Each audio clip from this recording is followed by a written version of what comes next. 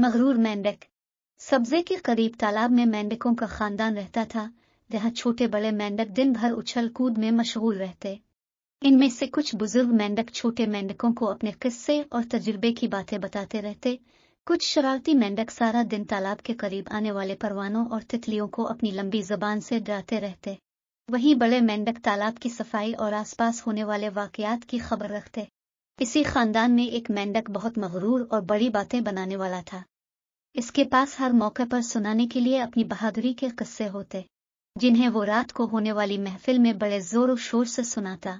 बुजुर्ग मेंढक जानते थे कि इसके किस्सों में कोई हकीकत नहीं, इसलिए वो इसकी बातों को अहमियत न देते।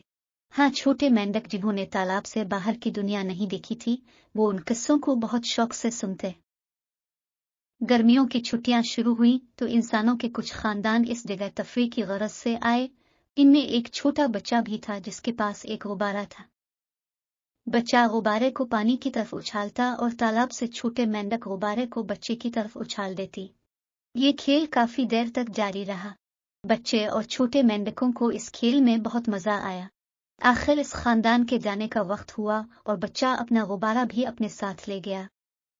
इस रात मेंढकों की महफिल थोड़ी मुख्तलिफ थी। वहां सुनाने के लिए छोटे मेंढकों के पास एक दिलचस्प किस्सा था। जब मगरूर मेंढक को छोटे मेंढकों ने बताया कि आज इंसानों के साथ उन्होंने एक नई चीज देखी जो बहुत हल्की और मोटी थी।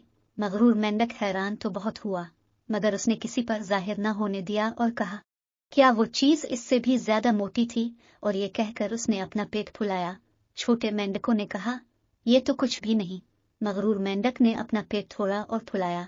क्या इस जैसी मोटी थी? छोटे मेंढकों ने कहा कि इस गुब्बारे के आगे ये कुछ भी नहीं। ये सुनकर मगरूर मेंढक को गुस्सा आ गया और उसने अपने पेट को और ज्यादा फैला लिया। इससे पहले कि वो कुछ कहता, इसका पेट एक धमाके के साथ फट गया। सारे छोटे मेंढक सहम कर ये मंजर देखते रहे। मगरूर मेंढक अपनी अना की वजह से जान से हाथ धो बैठा।